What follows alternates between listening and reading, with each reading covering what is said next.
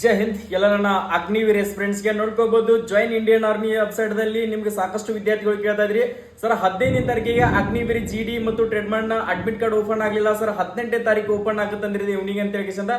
Okay ಸ್ನೇಹಿತರೆ, ಇವಾಗ open ಆಗ್ತಾ ಇದೆ. ಪ್ರತಿಯೊಬ್ರು ಕೂಡ ನಿಮ್ಮ ಅಡ್ಮಿಟ್ ಕಾರ್ಡ್ ಅನ್ನ ಡೌನ್ಲೋಡ್ ಮಾಡ್ಕೊಡ್ರಿ.